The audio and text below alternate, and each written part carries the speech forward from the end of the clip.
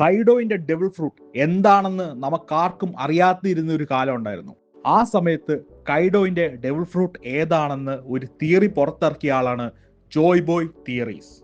So ഇന്ന് നമ്മൾ ആ തിയറിനെ കുറിച്ചാണ് ഡിസ്കസ് ചെയ്യാൻ പോകുന്നത്. ജോയ് ബോയ് തിയറീസിനെ കുറിച്ച് നിങ്ങൾ കേട്ടിട്ടുണ്ടാവും. One of the famous One Piece YouTubers ആണ് ജോയ് ബോയ് തിയറീസ്.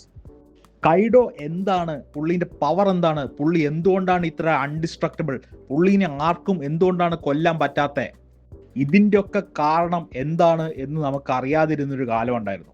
അപ്പോഴാണ് ജോയ് ബോയ് ഈ തിയറിയുമായിട്ട് വരുന്നത്. പുള്ളീൻ്റെ തിയറി എന്താന്ന് വെച്ചാൽ കൈഡോ യഥാർത്ഥത്തിൽ ഒരു പോണിഗ്ലിഫ് ആയിരുന്നു എന്നാണ്. പുള്ളീൻ്റെ തിയറിയിൽ പറയുന്നത് കൈഡോ യഥാർത്ഥത്തിൽ ഒരു ഡെവിൾ ഫ്രൂട്ട് കഴിച്ച ഒരു ലിവിങ് പോണിഗ്ലിഫ് ആയിരുന്നു എന്നാണ്.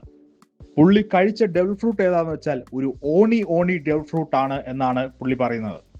ജപ്പാനീസ് മിത്തോളജിയിലെ ഡീമൺസിനെയാണ് ഓണി എന്ന് വിളിക്കുന്നത്.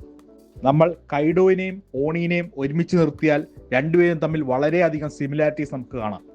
പോണിഗ്ലിഫ് ആണ് എന്ന് പറയാനുള്ള മറ്റൊരു കാരണം പോണിഗ്ലിഫിന്റെ ഇൻഡിസ്ട്രക്റ്റബിലിറ്റി ആണ്. കൈഡോവിനെ ആദ്യമായി കണ്ടപ്പോൾ നറേറ്റർ പറഞ്ഞത് പുള്ളീനെ പലതവണ കൊല്ലാൻ പല രീതിയിൽ പല ആൾക്കാരും ശ്രമിച്ചിട്ടുണ്ട്, പക്ഷെ ആർക്കും പുള്ളീനെ കൊല്ലാൻ സാധിച്ചില്ല.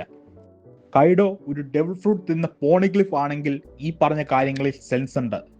കാരണം വൺ പീസ് വേൾഡിൽ ആർക്കും ഡിസ്ട്രോയ് ചെയ്യാൻ പറ്റാത്തൊരു സാധനമാണ് പോണിഗ്ലിഫ്സ്. ജീവനില്ലാത്ത വസ്തുക്കൾക്കും ഡെവിൾ ഫ്രൂട്ട് കഴിക്കാൻ പറ്റുമെന്ന് അന്ന് നമുക്കറിയായിരുന്നു. സോ ആ സമയത്ത് ഈ പോസിബിലിറ്റി നമുക്ക് തള്ളിക്കളയാൻ പറ്റാത്തതായിരുന്നു. ഈ തിയറീനെ ജസ്റ്റിഫൈ ചെയ്യുന്ന മറ്റൊരു സ്ട്രോങ് റീസൺ എന്താണെന്ന് വെച്ചാൽ പോണിഗ്ലിഫ്സ് വാണോയിൽ വെച്ചാണ് ഉണ്ടായത്. സോ അതുകൊണ്ടായിരിക്കാം കൈഡോ സ്പെസിഫിക്കലി വാണോയിനെ ടാർഗറ്റ് ചെയ്തത്. സോ ആ സമയത്തെ പല ഇതുപോലത്തെ തിയറീസിനെ പോലെയും ഈ തിയറിയും തെറ്റായാണ് വന്നത്. കൈഡോയിന്റെ യഥാർത്ഥ ഡെവിൾ ഫ്രൂട്ട് ഒരു ഡ്രാഗൺ ഫ്രൂട്ടാണ് എന്നും റിവീലായി.